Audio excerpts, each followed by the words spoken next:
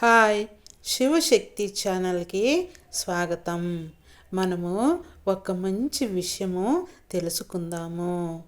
ఆ మంచి విషయం తెలుసుకుండే ముందుగా మన శివశక్తి ఛానల్ని ఎవరెవరు సబ్స్క్రైబ్ చేసుకోకుండా ఉంటారో వాళ్ళు సబ్స్క్రైబ్ చేసుకోండి, షేర్ చేయండి, కామెంట్ చేయండి, లైక్ చేయండి. ఇప్పుడు మనము విషయంలోకి వెళదాము. అశ్వత్థాముడు ఈ భూమిపైన ఉన్నాడా లేదా ఉంటే ఎన్ని సంవత్సరాలు ఉంటాడో ఈ భూమి మీద అని మనము తెలుసుకుందాము. కొంతమంది అశ్వత్థాముడు ఎక్కడో కేరళలో ఒక హోటల్లోకి వచ్చిండి భోంచేసుకొని వెళ్ళాడు. ఎవరని అడిగితే అశ్వత్థాముడు నేను అని చెప్పాడు అని చెప్పారని కొంచెంమంది అనుకున్నారు. మళ్ళీ ఎక్కడో దేవస్థానంలో సీసీ కెమెరాలో అశ్వత్థాముడు మధ్యరాత్రిలో వచ్చి శివునికి పూజ చేసుకొని వెళుతున్నాడు అని కూడా కొన్ని సీసీ కెమెరాలో ప్రత్యక్షమైందాడు అని చెప్పుకున్నారు కదండి. అందుకే అది నిజమా కాదా అని మనము ఇప్పుడు తెలుసుకుందాము.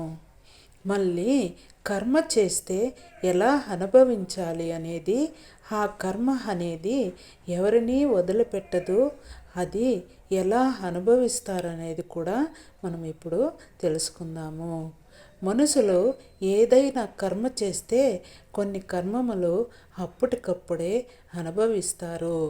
కొన్ని కర్మములు మళ్ళీ వచ్చే జన్మంలో అయినా అనుభవించాల్సిందే కదా అని ఆ శ్రీకృష్ణుడు చెప్పాడు కదండి.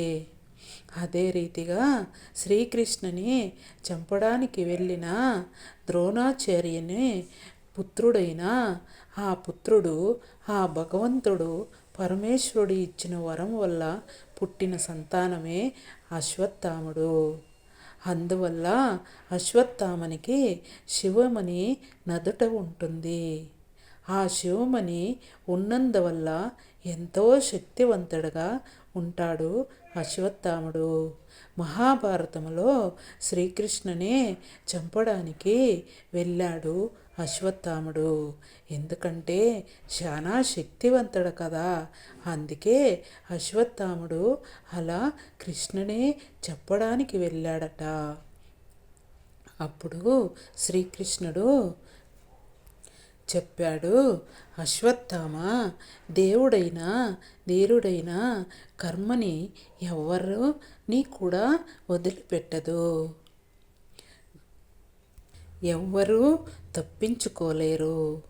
గర్భాశ్రయస్సును నీపై ఆస్తులను వదిలావు, నీ కర్మ నీవు అనుభవించక తప్పదు అంటాడు శ్రీకృష్ణుడు.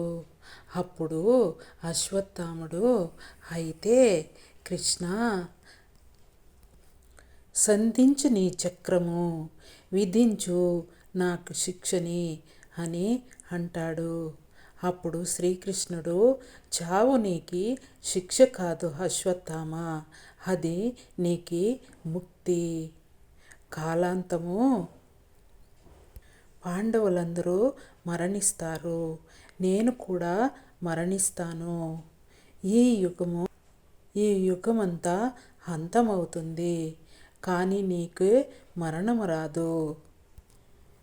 వేలాది సంవత్సరములు నువ్వు గాయాలతో హింసపడుతూ చావలేక బ్రతకలేక ఎన్నో పాపాలు చూస్తూ ఒంటరిగా జీవిస్తావు. ఇదే నా శాపం అని అశ్వత్థామునికి శ్రీకృష్ణుడు చెప్పిస్తాడు. అప్పుడు అశ్వత్థాముడు, కృష్ణ, అయితే నాకి ముక్తి లేదా, విమోచనమే లేదా అంటాడు. అప్పుడు శ్రీకృష్ణుడు చెప్పాడు, ఇప్పుడు నన్ను చంపాలని అనుకున్నావు, కానీ ఒక్కరోజు నీవే నన్ను కాపాడాలి అంటాడు. అప్పుడు అశ్వత్థాముడు, నేను నిన్ను కాపాడాలా కృష్ణ అంటాడు. అవును, నీవే కాపాడాలి. కలియుగము వస్తుంది, కలి వస్తాడు. అధర్మము పెరిగిపోయి ప్రపంచమంతా చీకటయ్యి నేను మళ్ళీ ఒక అవతారం ఎత్తాలి కదా. ఆ యుగములో కలి ఎంత శక్తివంతుడంటే నా పుట్టకనే ఆపగలంత శక్తి గలవాడు కలి.